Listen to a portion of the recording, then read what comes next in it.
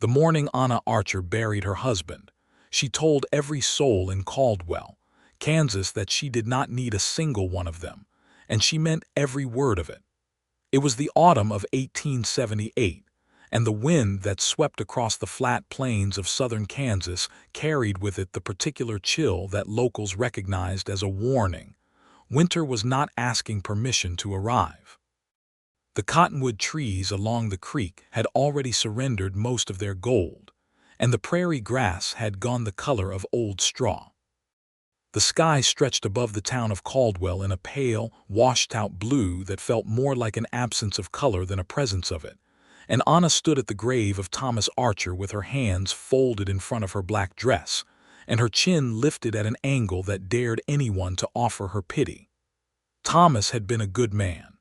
That was what people said, and Anna believed it, even though goodness in the Wild West often came wrapped in tragedy. He had been thrown from his horse 3 weeks before, a simple and stupid accident on a morning when nothing had suggested itself to be dangerous. The horse spooked at a rattlesnake near the creek bed. Thomas came down wrong against the hard earth, and that was the end of it. He lingered for 11 days, long enough for Anna to hope and to pray and to bargain silently with whatever forces governed such things.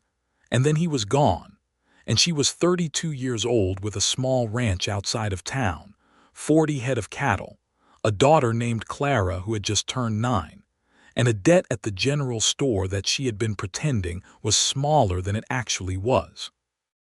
The town came to the burial the way small towns always do, out of genuine sympathy and out of curiosity in equal measure, and sometimes it was impossible to tell which was which. Reverend Hobbs said the words over the grave while the wind tugged at the pages of his Bible, and the women of Caldwell stood in their dark dresses with their hands folded, and their eyes soft with the particular expression that Anna recognized as the first step toward something she did not want, which was advice and help, and the steady, suffocating presence of people who had decided she could not manage on her own. After the service, when the Reverend had closed his Bible and the men had begun to drift back toward the horses tied at the fence, Margaret Holt came forward with her square, capable hands outstretched, and her face full of the warm concern that Anna had always found both touching and maddening in equal parts. "Anna, dear," Margaret said, "you must know that you do not have to carry this alone. There are people in this town who care for you and Clara, and we only want to help you through the winter." Anna took Margaret's hands and held them briefly, and then she released them. "I thank you, Margaret," she said, in a voice that was steady and clear and carried just enough warmth to keep the words from being unkind. "But Clara and I will manage perfectly well. We always have." Margaret opened her mouth and then closed it again. She was not a foolish woman, and she recognized a closed door when one was shut in her face, even gently. Word spread the way it always did in Caldwell, which was immediately and thoroughly. By sundown, everyone in town knew that Anna Archer had said she did not need anyone. Some people found it admirable, some found it tragic, some found it foolish. And a few found it, privately, a little bit impressive, even if they would not have said so out loud. Oliver Atkins heard it at the feed store the following morning. He was loading sacks of grain into the back of his wagon when old Pete Dunmore leaned against the porch railing and said, with the particular relish that men like Pete reserved for news about women doing things they considered inadvisable, "That Archer widow told Margaret Holt she doesn't need anybody's help. Woman's got 40 head of cattle and a 9-year-old, and enough firewood stacked to last maybe 3 weeks, and she's telling the whole town to leave her be." Oliver did not respond to this immediately. He set another sack into the wagon bed and straightened and looked out across the main street of Caldwell, which was muddy from the rain 2 nights before, and thought about what he knew of Anna Archer, which was not a great deal but was enough. He had seen her around town over the years. He had known Thomas Archer to nod to trade words with about cattle prices and the reliability of the wells further north. Thomas had been a solid and unremarkable man, and Oliver had respected him without knowing him particularly well. Anna he had observed more carefully, in the way that a man sometimes observes someone he has decided, without ever quite admitting it to himself, is worth observing. She was a tall woman, lean in the way of people who worked hard, with dark hair that she wore pinned up but which frequently escaped in pieces around her face, and eyes that were an unusually clear gray, the color of water over limestone. She moved through the world with a directness that he had always found striking, and he had never heard her say anything without meaning it. 3 weeks of wood won't see her to February, Oliver said finally, and climbed up onto the wagon seat. That's what I said, Pete agreed cheerfully, settling into the pleasure of being right about something. Oliver clicked his tongue at the horse and drove out of town. He had a ranch of his own, 7 miles north of Caldwell on land he had bought 6 years ago when he was 27, and had saved enough from 3 seasons of trail work to make an offer that the seller could not easily refuse. It was not a grand operation, but it was solid and increasingly prosperous, with 2 hired hands named Ruiz and Bart who were reliable in the way that men are when they have been paid fairly and treated with something approaching honesty. Oliver was 33 years old and had never been married, not because he had not wished to be, but because the right circumstances had simply never arranged themselves with sufficient cooperation. He thought about Anna Archer during the drive home, and then he thought about her again that evening, while he was splitting wood at the back of his barn, the axe rising and falling in the last gray light before dark, the smell of pine and cold earth rising around him. He did not make a conscious decision so much as he arrived at one without the formality of deliberation. The following Saturday, before sunrise, he loaded half a cord of split oak into the wagon, drove to the Archer Ranch, which sat about 2 miles east of the main road on a track that wound between 2 stands of cottonwood, and stacked the wood neatly against the gatepost at the end of the lane. He did not pull up to the house. He did not knock at the door. He set the wood in an orderly pile where it would be seen and be useful, climbed back into the wagon and drove home. He did not leave a note. Anna found the wood at mid-morning. She had been out checking the cattle with Clara trailing behind her, both of them wrapped in their coats against the November cold, and she stopped when she saw the pile against the gate. She stood looking at it for a long moment. Clara said, "Where did that come from?" And Anna said, "I don't know," and continued to look at it with an expression that Clara could not quite read. It was good wood. Split clean and stacked with care, oak that would burn long and hot, exactly the kind of wood a person needed when the Kansas winter settled in with real intention. Anna was not foolish enough to refuse it. She loaded it into the wheelbarrow in 3 trips and stacked it against the side of the house, and she spent the rest of the day trying to think of who might have left it and why they had not announced themselves. She asked at the general store the following week, mentioned it to the man behind the counter as though it were a minor curiosity. He shrugged and said he hadn't heard anything about it. She mentioned it to Margaret Holt during an unavoidable conversation outside the post office, and Margaret said perhaps it was one of the older ranchers being neighborly, but her eyes had a particular quality of careful neutrality that Anna noted without comment. The week after that, there was more wood at the gate. Same neat stack, same clean splits, same oak. Anna stood at the gate in the early morning cold with her breath making small white clouds and looked at the wood for a long time. There was something in the anonymity of it that was both easier than charity and more unsettling, because there was nothing to refuse and no one to thank and no obligation that she could trace the edges of and know how to manage.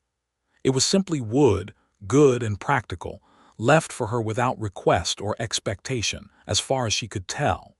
She took it in.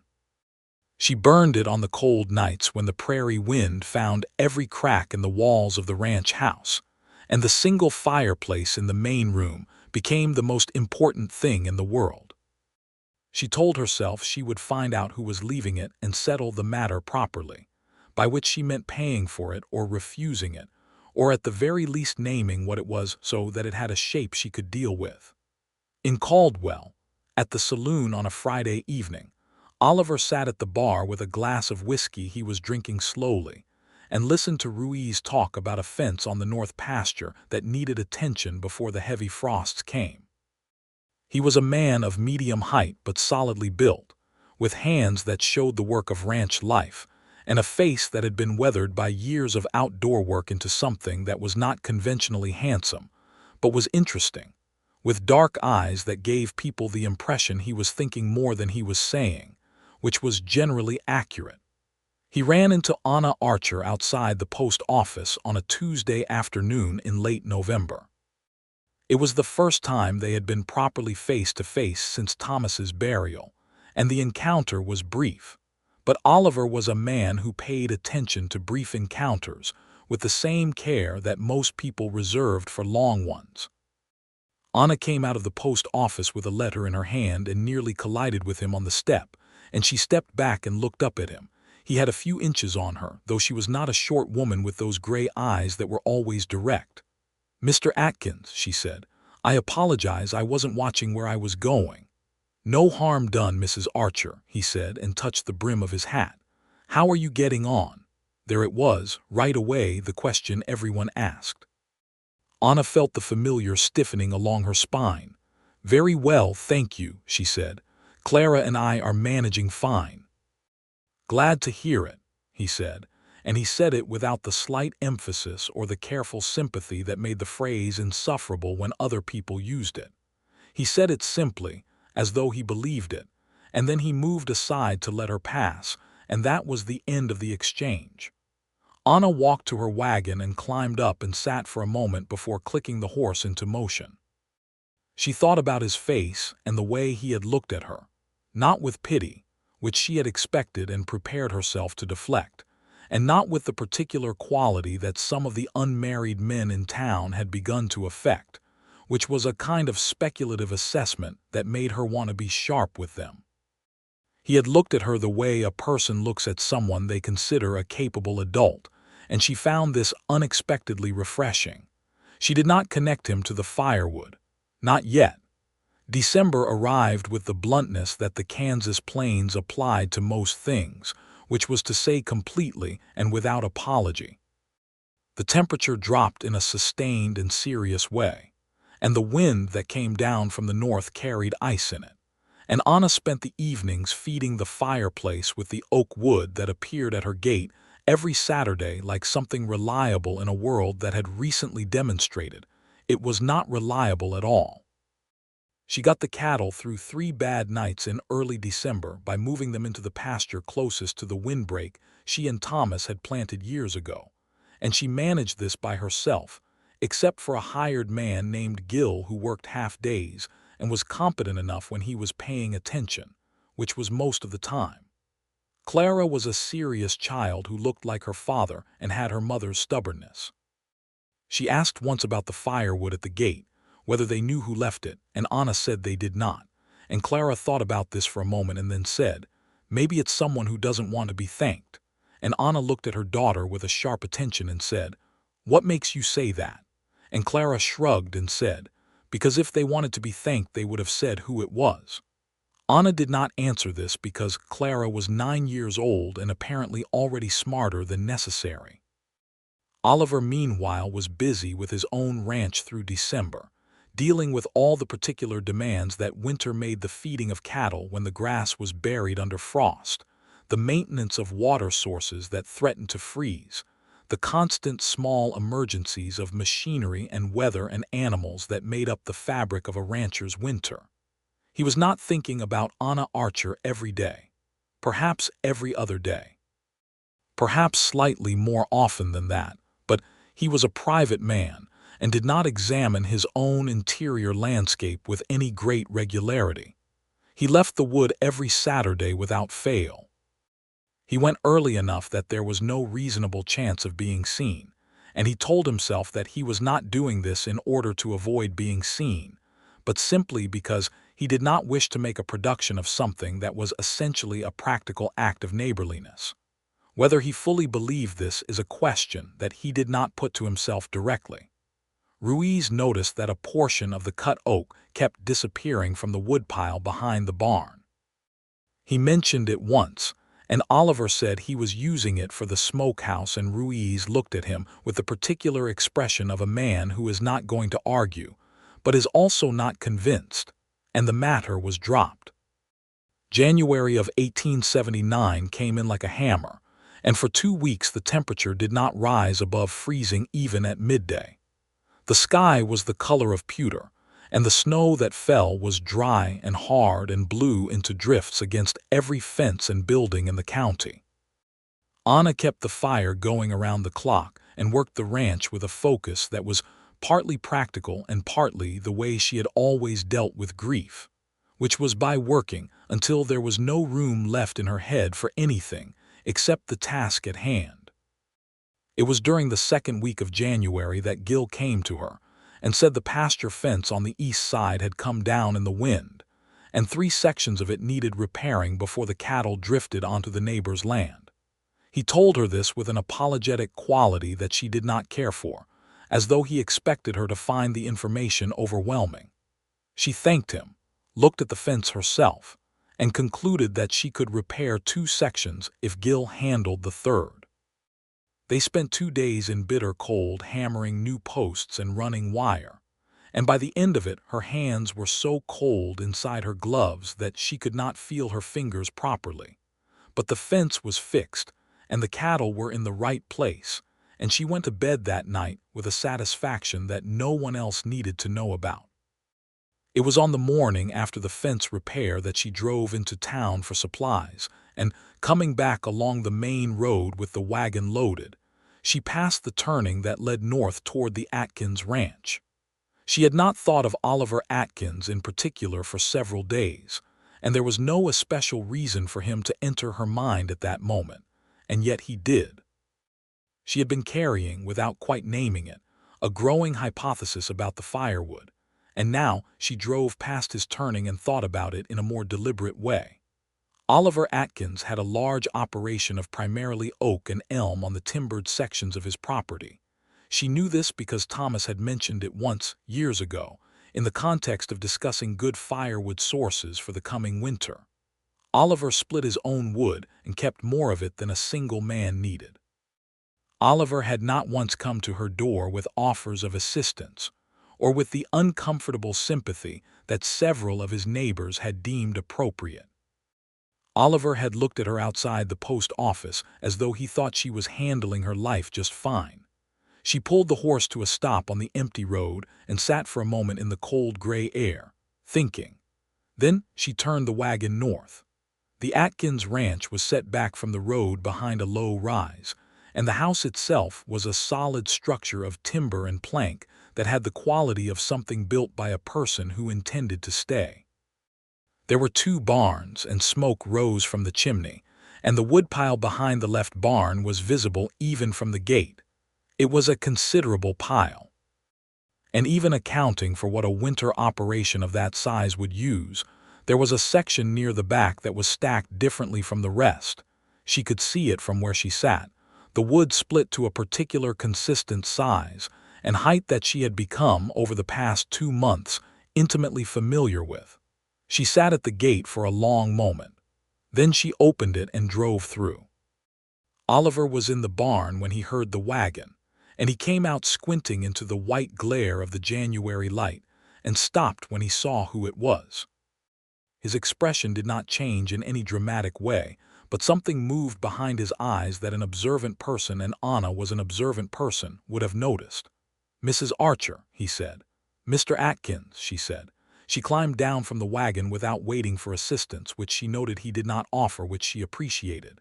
She walked toward him until they were at a reasonable conversational distance and looked at him steadily. "I came to ask you something directly." "All right," he said.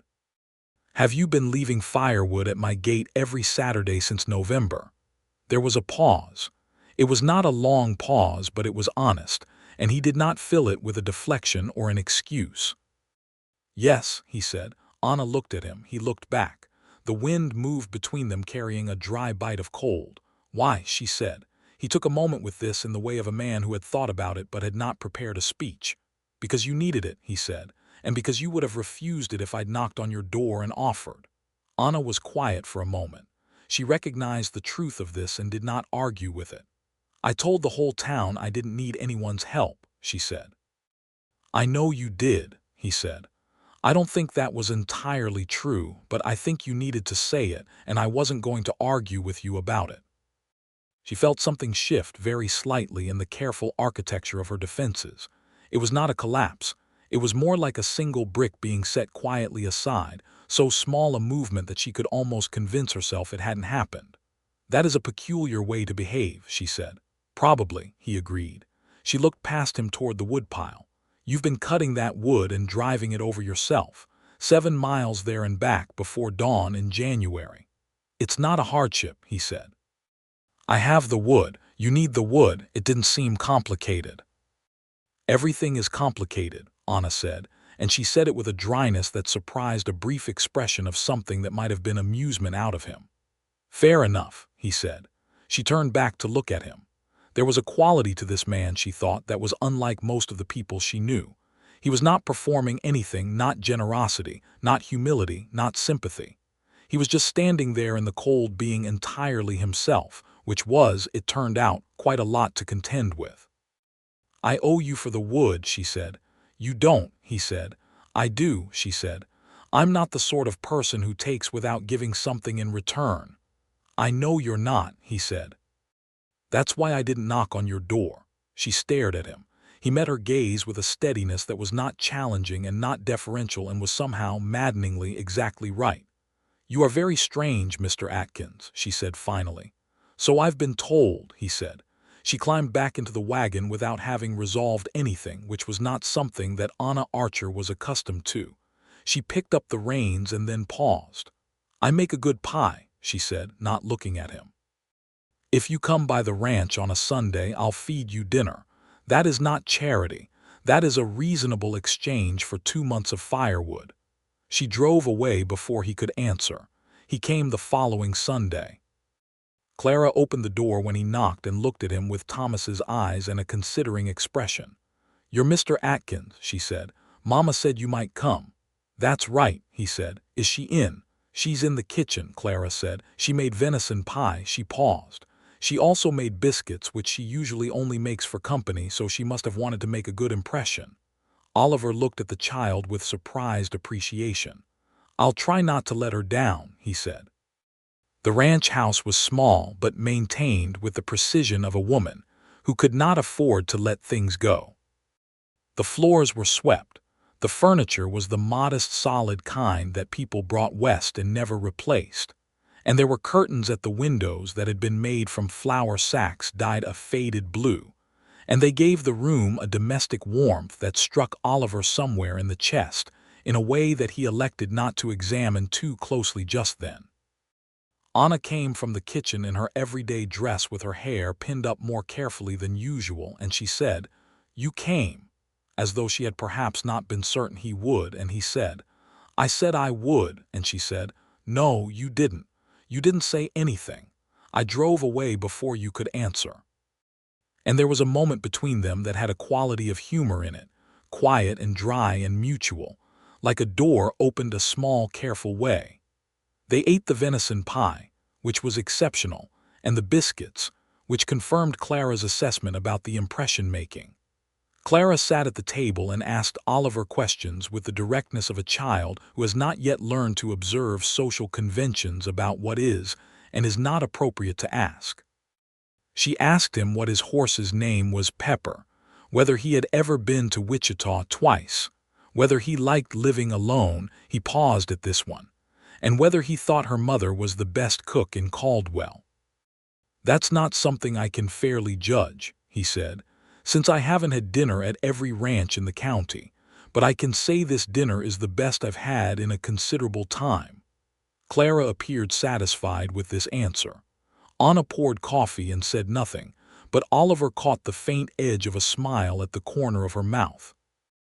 After dinner, Clara was sent to do her reading, and Anna and Oliver sat at the kitchen table with their coffee in the particular quiet of a winter Sunday afternoon, the fireplace doing its work in the next room and the pale light coming through the dyed blue curtains. And Oliver thought that this was one of the more pleasant hours he had spent in recent memory, and was careful not to say so.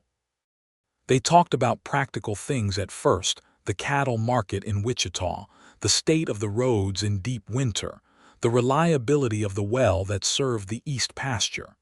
These were the languages that ranchers spoke naturally, and they were comfortable in them. Gradually, the conversation widened.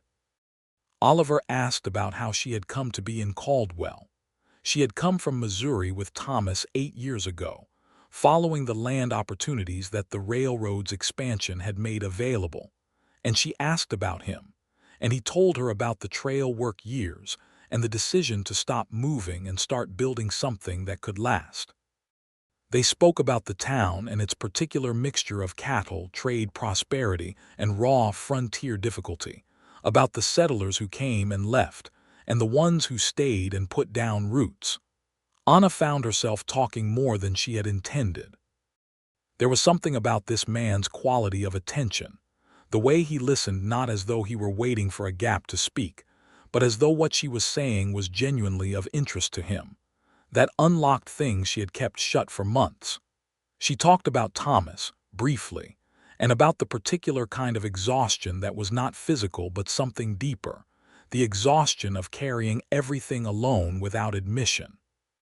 Oliver listened and did not offer platitudes and did not tell her it would get easier, which it would, but which was not useful information right now.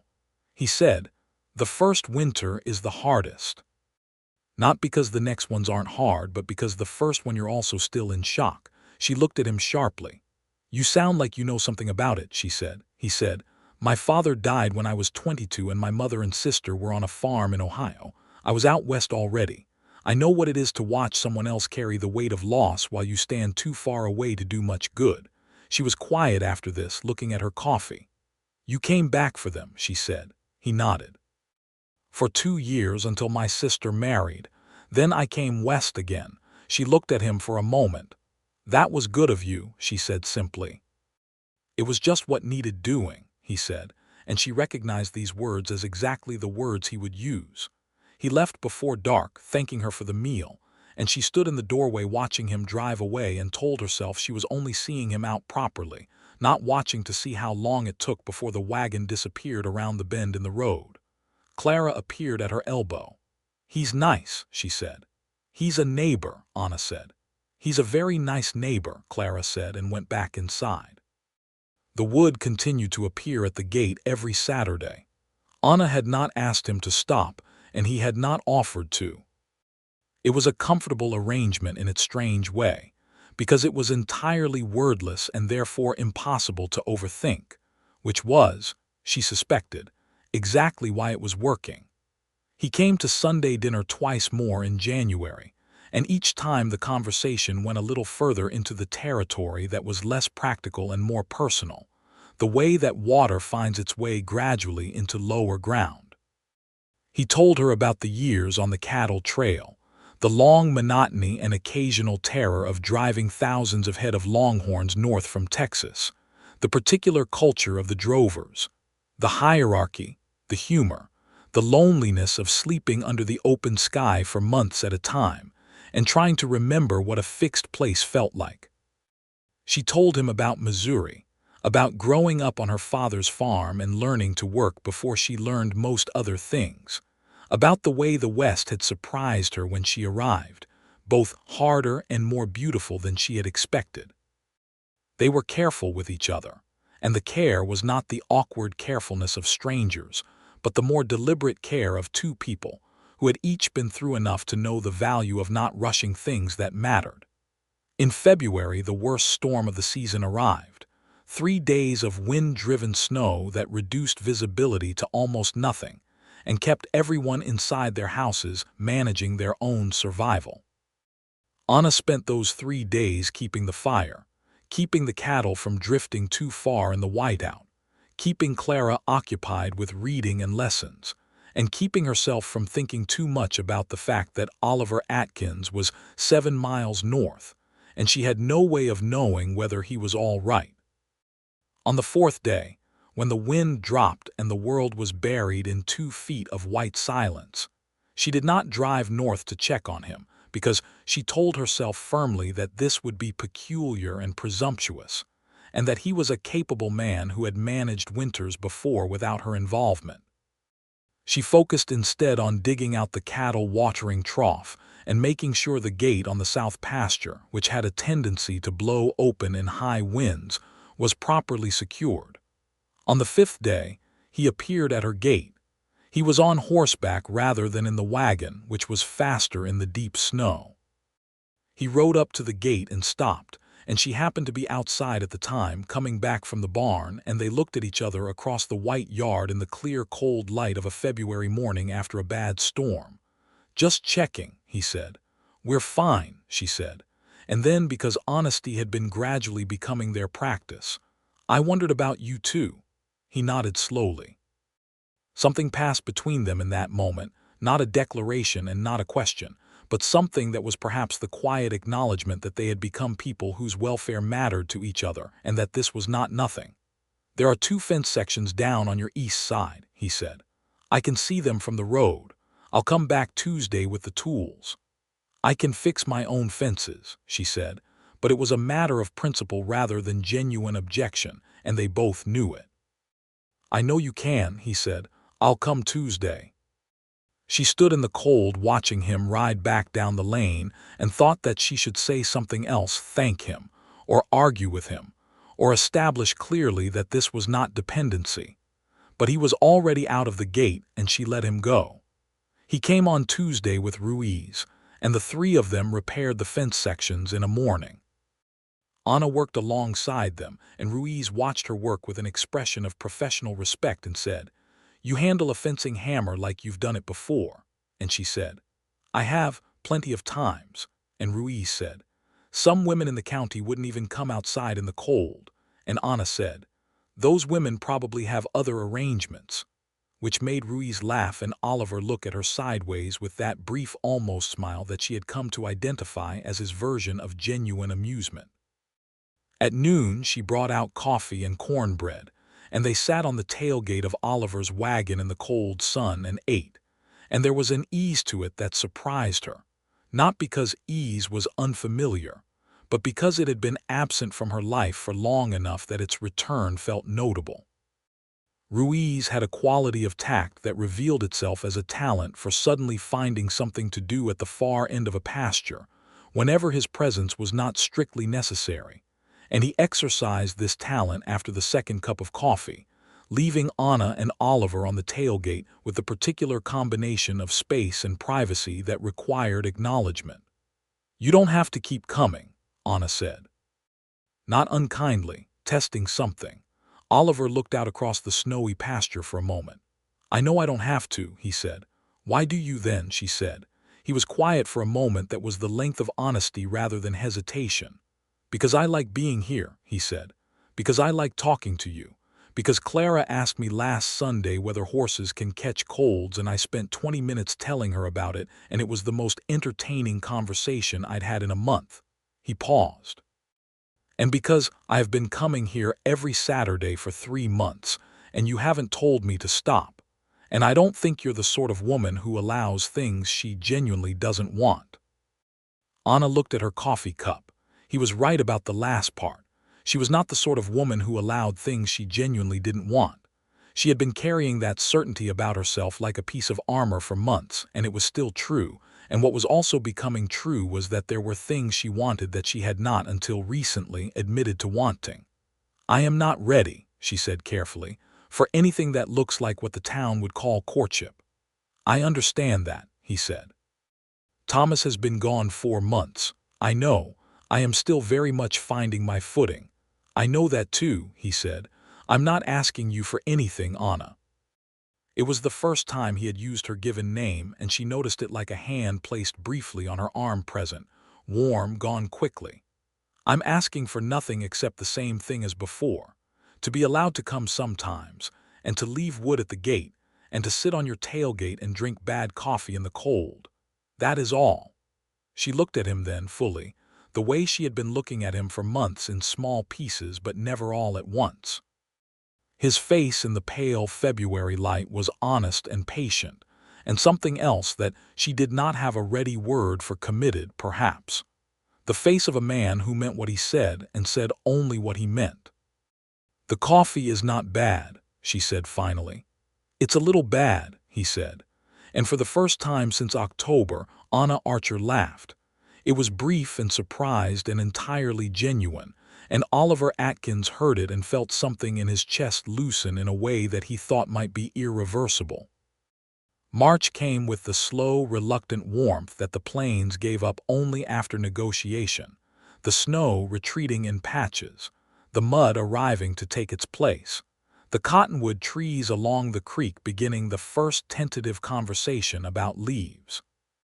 Anna started the kitchen garden earlier than usual, working the soil in the mornings before it was fully thawed, and Clara helped with the seeds that would go in later in spring, learning the names and planting depths the way her mother had taught her every year.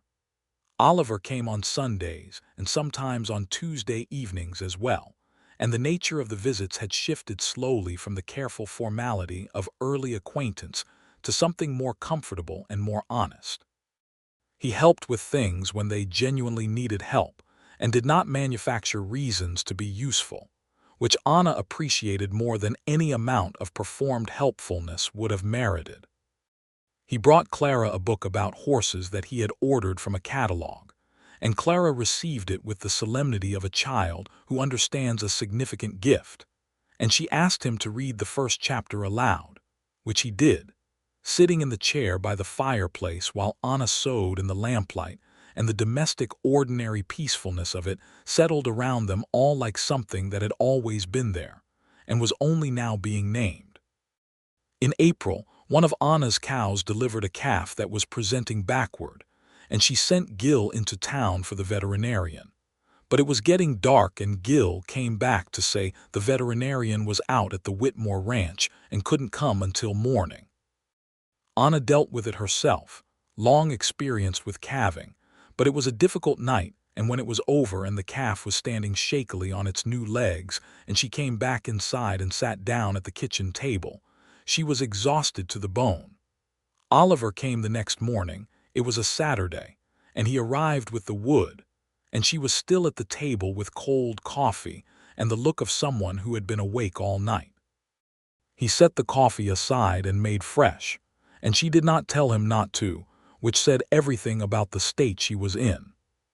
He sat across from her and she told him about the calf, and he listened and asked the right questions, and afterward she said, "I am going to sleep for 3 hours and then there's work to do," and he said, "Go sleep. I'll start on the east fence where the spring ground has softened the posts." She should have argued. Instead, she went to bed at 8 in the morning and slept for 4 hours and woke to the sound of hammering, and felt something that took her a moment to identify, which was the specific relief of not being entirely alone. She came outside with fresh coffee and found him at the east fence, working steadily in the April morning. She walked over and handed him the cup, and he took it, and they stood looking at the fence and the pasture beyond it where the new grass was starting. "The calf," he said. "Standing fine this morning," she said. "Good," he said.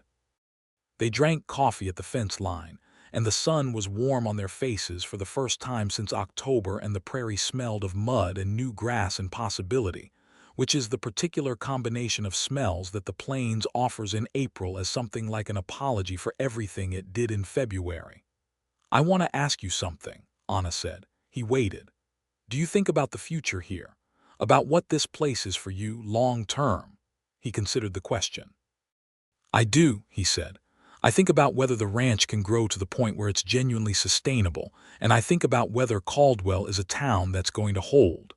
The cattle trade is here now, but things are changing. The open range won't last. The fences are coming, and the men who will do well are the ones who adapt early." He paused. "And I think about whether I want to be doing all of it alone forever." She heard the weight at the end of that sentence. It was not pointed at her in any obvious way, but it was there, present and honest, in the way that things were always present and honest with him. "I spent the whole winter telling myself I didn't need anyone," she said. "And I didn't. I got through it." "You did," he said, But there is a difference, she said slowly, working it out as she spoke, between not needing something and not wanting it. Oliver looked at her. She was staring at the fence posts, and there was a color in her cheeks that was partly the April sun and partly something else. There is, he agreed quietly.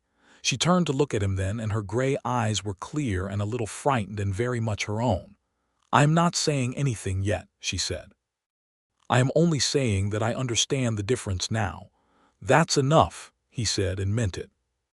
May brought the long days and the full return of warmth, and with it a loosening of the vigilance that winter demanded. The cattle fattened on the new grass. The kitchen garden came up green and orderly. Clara finished the school year with commendations from the schoolteacher, and Anna began to feel the particular return of capacity that follows a long season of survival, the sense that she was not only managing but actually living again. She and Oliver fell into a pattern that had ceased to be tentative and had become instead something steady and acknowledged. He came Sunday for dinner, and Tuesday evening sometimes, and there were Saturday mornings at the gate that were no longer about him leaving Wood silently and driving away. Now he stayed and had coffee, and they talked for an hour in the morning light before the day claimed them both. The town noticed, because towns notice everything, and Caldwell was no exception, and there was talk in the way that there is always talk, half of it approving and half of it the other kind. Margaret Holt stopped Anna outside the dry goods store in May and said, with the tone of someone delivering something delicate, "People are saying Oliver Atkins has been spending time at your ranch, Anna." And Anna looked at her steadily and said, "Yes, he has," and waited, and Margaret said, "I only hope you know what you're doing," and Anna said, "I generally do," and smiled and moved on. Oliver heard his share of commentary too. At the feed store, at the saloon, in the brief exchanges of men who considered themselves entitled to opinions about each other's private lives. Most of it was well-meaning in a rough way. Some of it was less so. A man named Cutter, who had himself made a couple of clumsy overtures toward the Archer widow in the months after Thomas died, and had been cleanly rebuffed, said something at the bar one Friday evening about how it was a shame when a man wasted his time on a woman who had already said she didn't need anybody. Oliver listened to this without moving, and then he set down his glass very quietly and said, without heat but with a finality that settled the room, "I'd leave it there if I were you," and Cutter looked at his face and decided he would. Summer arrived, and with it a new set of tasks and rhythms. Anna hired an additional hand for the cattle work through the summer months, and the ranch began to show the kind of steady improvement that comes from competent management and some degree of financial stability. A new section of fence, a repaired roof on the small barn, a second horse purchased at the market in Wichita. Anna drove to Wichita for the horse market herself, which raised some eyebrows, but she came back with a good solid roan at a fair price, and the eyebrows could stay wherever they wanted. Oliver went with her to the Wichita market, ostensibly because he also had stock business there, which was true. They drove together in his larger wagon, which was more practical for the distance, which was also true. Clara stayed with Margaret Holt for the 2 days, which Margaret offered with a warmth that suggested she had arrived at a positive position on the matter of Oliver Atkins. The drive to Wichita was 2 days each way, and they stayed at a boarding house in the city, separately and properly, and spent the days at the market and the evenings in the boarding house dining room where the food was better than either of them expected. It was the longest sustained time they had spent together, and the particular revealing quality of travel, the moments of fatigue and impatience and humor that only emerge when people are out of their own territories, told them both things about each other that the careful Sunday dinners had not quite communicated. Oliver was patient when things went wrong, which at a cattle market things always did. He was decisive without being inflexible. He was funny in a quiet, dry way that she had been discovering gradually, but that became more visible in the informality of travel. He watched over her welfare without making a performance of it, secured her access to the better stalls at the market, arranged things, so she was not at a disadvantage in the negotiations that were the particular province of men who assumed women didn't understand them, but did so without taking anything over from her or managing her in the way that she would have found intolerable. On the second evening in Wichita, after a dinner of better-than-expected roast chicken, they sat on the boarding house porch in the warm summer night and watched the city move around them. It was a different world from Caldwell, noisier and larger and less intimate, and Oliver said, "I want to say something." "All right," she said. "I have been in and out of your house since January," he said. "I have eaten at your table probably 30 times. I know that Clara's horse is named Molly and that she wants to be a school teacher but also possibly a horse doctor. I know that you take your coffee without sugar and with too much of it, and that you hum when you're working in the kitchen and you don't realize you're doing it. I know that you are the most capable and self-sufficient person I have met in a decade of knowing people in the West." Anna sat very still. "And I would like, if you are willing, to court you properly," he said. "Not instead of everything that's been happening as the continuation of it. I'm not in a hurry. I'm not asking for an answer tonight. I am asking whether you are open to the question."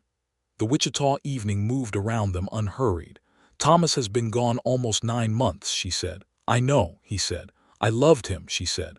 "I want you to know that. What happened to him and how fast it happened, I am still not entirely at peace with that."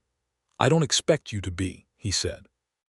"But I also know," she said slowly, in the careful way she had of speaking about things that mattered, "that life is very short and very uncertain, and that the person sitting next to me in this moment is someone who has been quietly showing up for me in the most practical and undemanding way since the first cold month of my widowhood, and that I find myself, when I am honest about it, looking forward to Sundays with something that feels very much like wanting rather than just appreciating."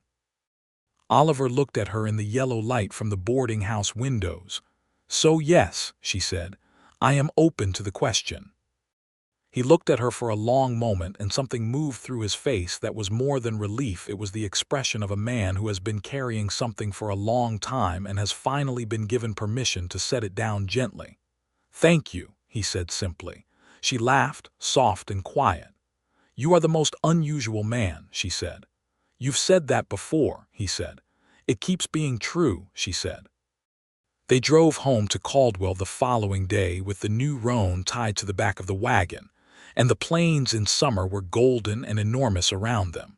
The sky, a deep, uncomplicated blue, the grass moving in long, slow waves in the wind. They talked for hours and then were quiet for hours, the comfortable quiet of people who no longer need to fill the space between them. Clara greeted them at Margaret Holt's door, and when she saw them arrive together, she looked at them with those Thomas Archer eyes and said, "Did something happen?" with the accuracy of a child who is paying attention. Anna said, "Nothing for you to know about yet," and Clara said, "That means yes," and Anna said, "It means go get your things," which Clara did with great self-satisfaction. Margaret Holt, seeing them off, leaned close to Anna and said quietly, "He's a good man." Anna said, "I know he is," and Margaret, who had been waiting months to say this properly, looked pleased with everything. The courtship, once acknowledged, had the quality of their whole acquaintance, unhurried, honest, and free of the performances that courting often involved. Oliver did not bring flowers and make speeches. He came to Sunday dinner and sometimes proposed additional days on the ranch that were half work and half simply the pleasure of being in the same place. He and Clara developed a friendship that was distinct from his relationship with Anna and was important in its own right. He took her fishing at the creek one afternoon, and she caught 2 fish and was insufferably proud of both, and he told the story at dinner with such accurate detail of her triumph that she glowed. Anna came to his ranch for the first time in August, riding over on a Tuesday morning with no particular business except the acknowledgement that she had been invited and was accepting the invitation. The ranch was well managed. She could see it everywhere. The orderly barns, the well-maintained fences, the healthy state of the cattle that were visible from the house. The house itself was larger than she expected, 4 rooms, built for permanence, and it lacked the particular warmth of a house that had been lived in by a family, but it had a quality of solid intention about it that she found compelling. He showed her the timber section where the oak grew, the trees that had been the source of all that firewood through the winter, and she stood among them in the August heat and looked up through the canopy and said, "So this is where it started," and he said, "In a way."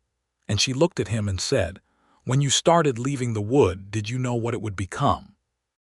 And he said after a pause, "I knew what I hoped." And she looked at him for a long moment and then stepped forward and took his hand, which she had not done before, and he held it carefully, and they stood in the oak grove in the summer afternoon, and the sound of the cicadas was very loud, and the shade was cool, and it was, Anna thought, one of the most ordinary and perfect moments of her entire life. He kissed her for the first time on a September evening at the gate of the Archer Ranch, which seemed to both of them entirely correct, that it should happen there. The sun was going down in the west in a wild orange and pink display that the Kansas sky put on with a regularity that never seemed to reduce its impact, and she was standing at the gate to see him off after a Sunday dinner, and he looked at her in the evening light for a moment and then leaned down, only a little, and kissed her, and she kissed him back, and it was brief and serious and absolutely decided, the way that certain things are when they have been building for a long time. He pulled back and looked at her, and she looked at him, and the wide Kansas evening blazed behind him. "About time," Clara called from the porch, and both of them turned to see her in the doorway with her arms crossed and her expression one of profound 9-year-old vindication. "Go inside," Anna said. "I'm going," Clara said, and disappeared with what could only be described as a flounce. Oliver laughed then fully, and it was a good sound, warm and real, and without any of the careful management he usually applied to his expressions. Anna laughed too, standing at the gate in the September evening, and it felt like something opening, something that had been closed for a long time, and the air that came through was clean and full of grass and oak smoke, and the specific quality of a future that was becoming real. He proposed in October, on the first anniversary of the week he had started leaving the wood. He came on a Saturday morning, and instead of loading wood from the wagon, he came to the door and knocked. Anna opened it, and he was standing on the porch without his hat, which he was holding in both hands, and he looked entirely like a man who had decided exactly what he wanted to say and was slightly terrified of saying it. "Anna," he said. "Oliver," she said, matching his tone because she already knew what was coming and wanted him to know she was paying full attention. "I have been in love with you since about the 3rd Saturday I left wood at your gate," he said, which I realize sounds ridiculous given that we hadn't spoken properly at that point, but I think it was less about what I knew about you at the time and more about what I already suspected, which was that you were a person worth being in love with. He paused. "Everything since then has confirmed it to an extent that I find frankly inconvenient, because there is not a day that goes by that I don't think about you and about Clara, and about the idea of all of us being in the same house together permanently." Anna leaned against the doorframe and looked at him. Her heart was doing something that she had not given it permission to do but had clearly lost jurisdiction over. "That house being mine or yours," she said. "Whichever you want," he said immediately. "I'll move, I'll build a new one, I'll live in the barn if that's what you need." "You will not live in the barn," she said. "The point is the arrangement is negotiable," he said. "The question is not." She stepped forward and took his hands, the hat and all, and held them. "Ask the question, Oliver," she said softly. "Will you marry me?" he said, and he looked at her with everything he had ever been careful about in his entire careful life opened up completely. "Yes," she said, "I will." He let out a breath that he had apparently been holding for quite some time. Then he raised his hands, still holding hers, and turned them slightly, and she understood and stepped forward and into him, and his arms came around her, and they stood on the porch in the October morning with the cottonwood trees in their last gold and the smell of wood smoke in the air. And Anna Archer put her face against his shoulder and felt the thing that had been broken begin. very slowly and with dignity, to become whole again. Clara appeared in the doorway within 30 seconds with the expression of someone who has been waiting behind the door. She said yes, didn't she? Clara said. It was not a question. She said yes, Oliver confirmed. Clara threw her arms around both of them with a force that startled them both and said, finally, with a depth of feeling that suggested she had been carrying the weight of the situation for some time. They set the date for December, which some people thought was too soon and other people thought was exactly right. Anna thought about it with the honesty she applied to most things and decided that she had been carrying her future alone for a year, and she did not want to carry it alone anymore. And the time she had spent with Oliver, every Sunday, every Tuesday, every Saturday morning at the gate, had been a kind of knowing that was slower and deeper than the traditional courtship calendar accounted for. Thomas had been gone 14 months. She had loved him and she would always love him. She also knew, with the clarity of a woman who had looked directly at her own grief, and then looked directly at her own desire, and refused to confuse the two, that what she felt for Oliver Atkins was different and separate and equally real, and that beginning did not require that she erase what had come before. She told Margaret Holt this one afternoon over coffee in October, and Margaret cried a little, and said that was the most sensible and beautiful thing she had ever heard. And Anna handed her a handkerchief, and said she was not trying to be beautiful, just honest. And Margaret said sometimes honesty was the most beautiful thing available, and Anna allowed this. The wedding was small, which was what both of them wanted. Reverend Hobbs conducted the ceremony in the Caldwell church on a December afternoon that was cold but clear, with the winter sun coming through the plain windows and making the interior glow with a modest and sufficient light. Clara stood next to her mother in a blue dress that Margaret had helped her make, and Ruiz stood next to Oliver in his best clothes, and the town of Caldwell filled the pews with a combination of genuine feeling and the particular pleasure a community takes in watching two people it approves of decide on each other.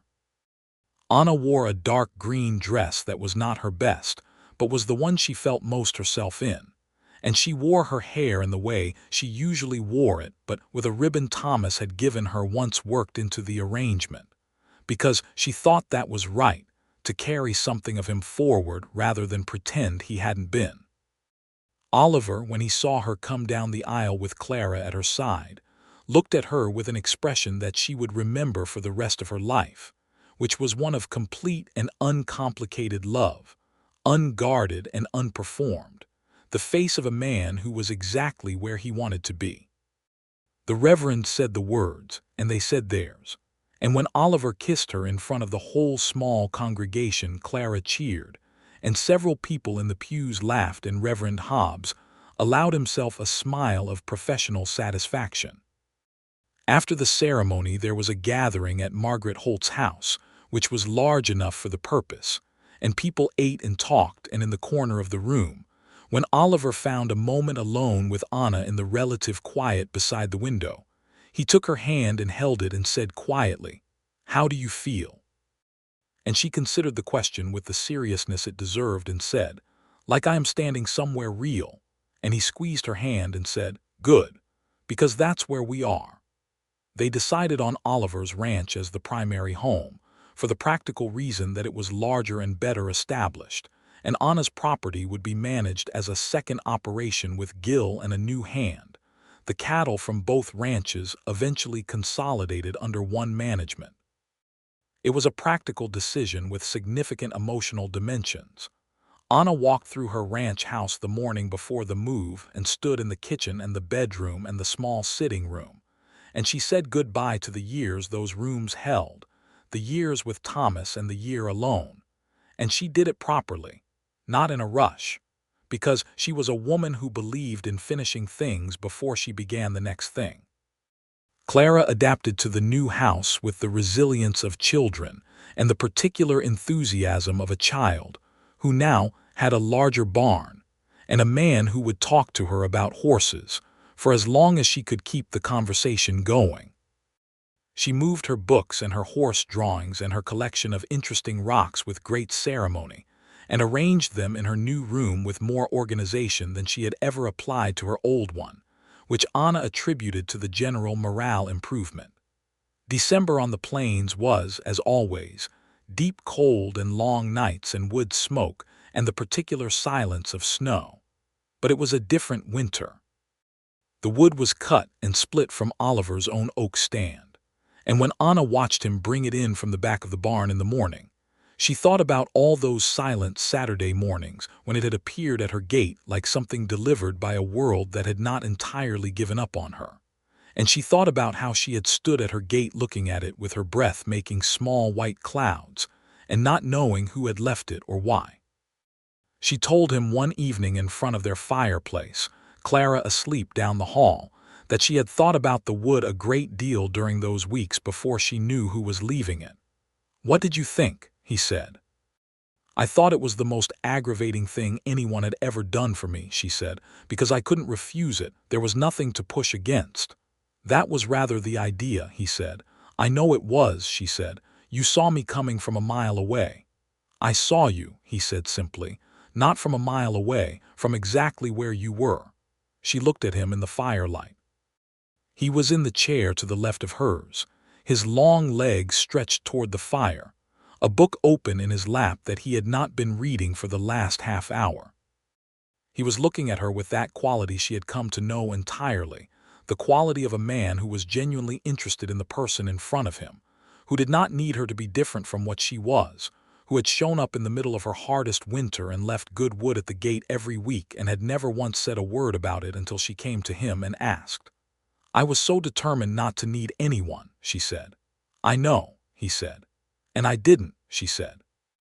"I want to be clear about that. I got through it on my own resources." "You did," he said, and there was no condescension in it and no argument. "But it was better," she said, "because of the wood. Because of knowing it was there, even when I didn't know who was leaving it." She paused. "It was the knowledge that someone cared enough to do something useful without asking anything back. That changed something." Oliver looked into the fire for a moment. "That was all I wanted," he said, "to be useful to you without making it cost you something you couldn't afford." "What I couldn't afford," she said, "was the pity, the assumption that I was helpless." "I know," he said. "That's why I didn't knock." She reached across and put her hand on his arm, and he put his hand over hers, and they sat in the firelight on that December evening with the plains winter pressing quietly at the walls of the house, and Anna felt the thing that she had not been able to feel for over a year, which was the simple, unguarded peace of belonging to a place and a life and a person who did not require her to be anything other than what she was. Spring came again, the first spring of their marriage, and with it a new set of rhythms, the consolidated cattle work, the expanded kitchen garden that Anna planned with the additional space available on Oliver's land, Clara's continued education in town, and the particular pleasure of a household that was building something instead of simply maintaining. It was in April that Anna told Oliver she was expecting a child. She told him in the morning kitchen over coffee, with Clara still asleep, and his face went through several things in rapid succession: surprise, and then a slow, deep joy that spread from the inside out like something he hadn't expected to feel so fully. He stood up and came around the table, and she stood to meet him, and he held her for a long moment without speaking. "Are you all right?" he said finally. "I am very well," she said. "I'm 33 years old and I've done this before, so there's no need to treat me as though I'm fragile." "I'm not treating you as fragile," he said. "I'm treating you as the person I love who is telling me something extraordinary." She put her hands on either side of his face and looked at him. "Yes," she said. "It is rather extraordinary." When Clara was told, her reaction was characteristically direct. She sat with the information for about 30 seconds and then said, "Will it be a boy or a girl?" And Anna said they would not know until the time came, and Clara said, "I hope it's a boy because I already know about girls." And both her parents laughed. The summer was full and warm and productive. The ranch operated well. Oliver and Anna made decisions together with a collaborative efficiency that surprised even Oliver, who had managed his operation alone for 6 years, and found that having a genuine partner changed the quality of every decision. Anna brought to the operation her 8 years of running the Archer Ranch and her particular talent for cattle management, and the combination of their approaches produced results that the men who worked for them noticed approvingly. The baby arrived in November, almost exactly 2 years after the day Oliver had first driven to the Archer Ranch gate with half a cord of split oak. He was a boy, solid and loud, and they named him Thomas after Anna's first husband, which Oliver had suggested before she had to ask, which she loved him for in a way she found difficult to articulate and did not try. Caldwell in November was exactly as it always was, cold and wide and flat and full of its own activity, the cattle trade still moving through, the town in the ongoing process of becoming something more settled and permanent, as Kansas worked its way from frontier territory toward established civilization. There were still rough edges and rough men, and the particular dangers that the West held casually alongside its beauty, but the town was building schools and churches, and the kind of institutions that meant it intended to stay, and the people who had put down roots there, Oliver and Anna among them, had a stake in what it became.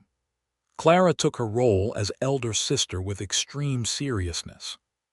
She appointed herself Thomas's primary educator, and began his instruction from the first week he was home from the birthing, which consisted mainly of her talking to him at length about horses, while he lay in his cradle with his eyes unfocused, and his expression communicating that he would take the information under advisement. Oliver in the evenings sometimes stood at the cradle looking at his son with an expression that Anna knew she was not supposed to catch because it was entirely unguarded and it undid her every time. He had not known, he told her once, that it would feel like this. He had known in the abstract that he wanted this, the house, the children, the life, but the actual weight of it in his arms was something that the abstract had not prepared him for. "Nothing prepares you," Anna said. "That's rather the point." They found their footing in the particular demanding joy of a new baby, and the winter passed with the combination of exhaustion and fullness that Anna remembered from Clara's infancy, and that Oliver encountered for the first time with a mixture of commitment and useful incompetence that Anna found endearing. He learned quickly and without complaint, which was very much in his character, and by February he could settle Thomas in the night with a patient competence that let Anna sleep. The winter was cold but not as brutal as the one that had preceded their acquaintance, and the wood that kept the house warm was cut from their own oak stand and stacked in the large pile behind the main barn, and sometimes on a Saturday morning Anna would stand at the kitchen window looking out at the wood pile and think about where she had been 2 winters ago and where she was now. And the distance between those 2 points was not only the distance of time, but of everything that had been built in that time. The trust and the knowing and the love that had arrived, like all things worth having, not in a sudden dramatic event, but in the gradual accumulation of ordinary days. She thought about the woman she had been at Thomas's graveside, chin lifted, daring anyone to offer pity. She was not sorry for that woman. She had been right to be that woman, to insist on her own capability, to refuse the particular condescension that was often disguised as concern. She had gotten through the hardest winter alone, and she had done it well, and nothing that came after diminished that.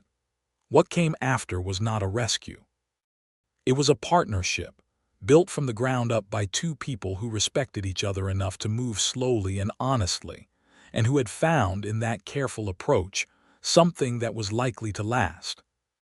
In the spring, when Thomas was 4 months old and the prairie was coming back to life in all its extravagant green, and Clara was riding Molly through the east pasture in the afternoon light, and Oliver was at the south fence doing the work that fences always demanded, and Anna was in the kitchen garden on her knees in the good dark earth that smelled of everything growing, a person riding past on the main road and looking through the gate might have seen, in the middle of all this ordinary life, simply a ranch family in spring, and they would have been right.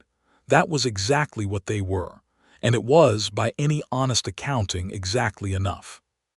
Oliver came in at noon with dirt on his hands and the good smell of honest work about him, and Anna put Thomas into his arms while she washed her own hands and set the kettle on, and Oliver stood in the kitchen of the house they had made together, holding his son in the April light, and said, "How's the garden coming?" And Anna said, "The beans are already showing." And Oliver said, "Good." And Thomas, at 4 months, demonstrated his opinion on the beans with a sound of profound digestive commentary that made both of them laugh. Clara appeared in the doorway, fresh from her ride, cheeks red and hair wild and entirely happy, and she looked at the three of them in the kitchen with the expression of a child who has been granted precisely the family she would have designed if given the choice. And she said, "Is lunch ready?" And Anna said, "Wash your hands." And Clara said, "I already know that," and washed her hands.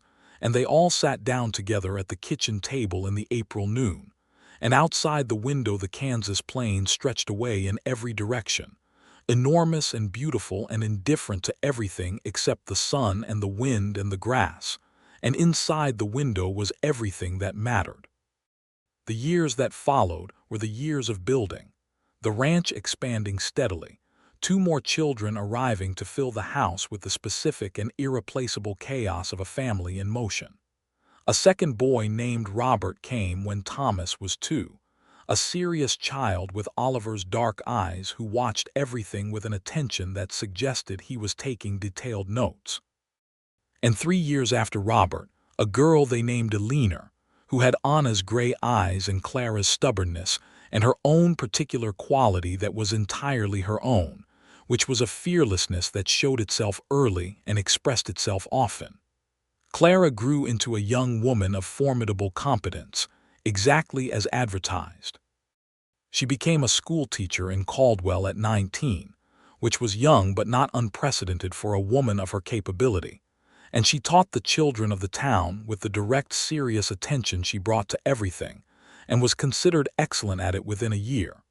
She still rode Molly, now an aging and still opinionated mare, every Sunday morning, and she still talked to the horses at length about various matters, a habit she showed no inclination to abandon. The town of Caldwell grew and changed, as towns in Kansas were doing throughout the late 1870s and into the 1880s. The cattle trade that had defined its early years began to shift as the railroads expanded and new routes developed, and the town negotiated its way through the transition from wild frontier stop to something more permanently settled. There were difficult years and prosperous years, and the Atkins ranch weathered both because it was well managed, and because the people running it made decisions with a combination of practicality and patience that good farming and ranching require. Oliver, in his 40s, was the man he had always been, becoming steady and honest, and more deeply content than he had imagined was available to him, when he was driving a wagon north at 5 in the morning to leave wood at a gate without saying why. He had said, eventually, over many evenings at the fireplace and many cups of coffee and many conversations that went on longer than either of them planned, all the things that mattered. And Anna had said her things too, the ones she had held carefully through the hardest year of her life, and then released, one by one, into the keeping of a man who treated them accordingly. Anna in her 40s was the woman she had always been, but with the particular added quality of someone who has chosen well and knows it. She managed the ranch with the same directness she brought to everything, and was respected in the county for it in the way that women who demonstrate competence consistently enough eventually force a recalibration of expectations, though she had not set out to make a point, and would not have claimed to be doing so. She was simply doing her work and living her life, and if other people found that instructive, that was their business. There were evenings in the later years when the children were in bed, and the ranch was quiet, when Anna and Oliver sat on the porch in the summer dark or by the fire in winter, and the conversation would circle back, as it sometimes did, to the beginning to the first weeks after Thomas's death, to the woman standing at her gate in the cold morning with her breath making small clouds, and the wood that appeared there without explanation. I used to wake up on Saturday mornings and lie there in the cold for a minute, Anna said one such evening, wondering if there would be more. Was there ever any doubt, he said. Not after the third time, she said. But I would never have admitted that. I know, he said. I counted on it. She looked at him in the firelight. Counted on what? That you would come to find out, he said. Eventually, on your own terms. I didn't know exactly when, but I knew you would need to name it before you could do anything about it. You are extremely calculating for someone who appears to be the soul of simplicity, she said. I prefer patient, he said. You would, she said, and leaned her head against his shoulder. And outside the Kansas night was enormous and full of stars, and the prairie was dark and wide, and the coyotes were calling somewhere in the distance across the grass. And the fire kept its warmth between the walls of the house. And in the rooms down the hall, their children slept with the deep, unconcerned sleep of children who are safe. And Oliver put his arm around his wife and held her in the quiet, and the world was exactly what it was, which was difficult and beautiful and theirs. And if you had gone to the gate of the Atkins ranch on a cold Saturday morning in those years and stood in the early light, you would have seen the woodpile stacked against the fence. Always full, always split clean, always the good oak that burned long and hot. You would have seen the smoke from the chimney rising into the pale winter sky. You would have seen, perhaps, the woman in the kitchen window with her coffee, looking out at the morning, and the man in the barn doing the first work of the day, and between those two sights, the particular quality of a life that had been built from the ground up on something as simple and as uncomplicated as the willingness to show up, week after week, without saying a word about it, and leave something good at the gate. It had started with Firewood. That was all it was. Firewood left for a widow who had told the whole town she didn't need anyone. A quiet man who believed her about the needing and bet, carefully and patiently, on the wanting. He had been right. She had been right, too, in her way. She had not needed saving.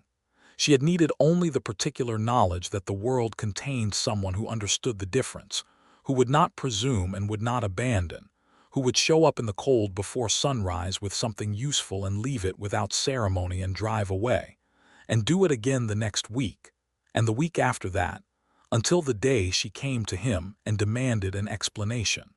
That was how it had started. That was, in the most important sense, also how it continued, in the daily unannounced and unperformed acts of care that are the true substance of a shared life. The wood that is always cut, and the coffee that is always made, and the hand that reaches across in the firelight without needing to announce itself. Because some things, once established, simply continue, steady as the seasons, deep as the roots of an oak. Thomas grew tall and quiet like his namesake, and eventually took over the management of a portion of the ranch, with a competence that made his father proud in a way that Oliver expressed by telling him once, simply and directly, that he was good at this, which was all that needed to be said. Robert went to study law in Topeka, which surprised some people in Caldwell, and not at all his mother, who had suspected early that his careful watching of everything was leading somewhere specific. Eleanor became the first woman in the county to run her own cattle operation at 22, which surprised no one who had been paying attention. Clara taught school until she was 30 and married a quiet schoolteacher from Wichita who came to Caldwell for a teaching position, and who was, Anna observed within the first month of knowing him, exactly the right sort of man for her daughter, someone who found her directness refreshing rather than alarming, and who could keep up with her in a conversation about horses or about mathematics with equal fluency. They had 3 children and lived 2 miles from the Atkins ranch, which meant Sunday dinners could, and frequently did, involve the particular beautiful chaos of multiple generations around one large table. Oliver and Anna grew old together on the plains, in the house they had made from 2 separate lives and one quiet winter of firewood and patience, and the gradual, unstoppable arithmetic of two people finding each other. The Kansas plains aged too, and changed, and the wild west of the cattle drives and the open range became, slowly and sometimes painfully, something more settled and less dramatic, and the people who had lived through the transition carried in them the memory of what it had been, the enormity of the sky, the rawness of the land, the particular quality of life at the edge of everything, where nothing was guaranteed and everything was possible. On the occasion of their 25th wedding anniversary, Clara organized a dinner with all the family, and someone asked Anna, in the way that people ask such things at anniversaries, what she thought the secret was. Anna considered this question with her customary seriousness. She looked at Oliver across the table, where he was deep in conversation with Thomas about the East Pasture drainage situation, and she thought about Saturday mornings at a gate and gray November light, and the smell of good oak and a year of carrying everything alone, and the day she drove north on a cold road because she needed to know. He showed up when I needed it most, she said, and he had the sense not to make a fuss about it, and then I had the sense eventually to let him. Oliver, who had caught the end of this, looked at her across the table with the expression she had memorized 30 years ago on a porch in Wichita: complete and uncomplicated love, unguarded, exactly where he wanted to be. It wasn't complicated, he said. It was not, she agreed.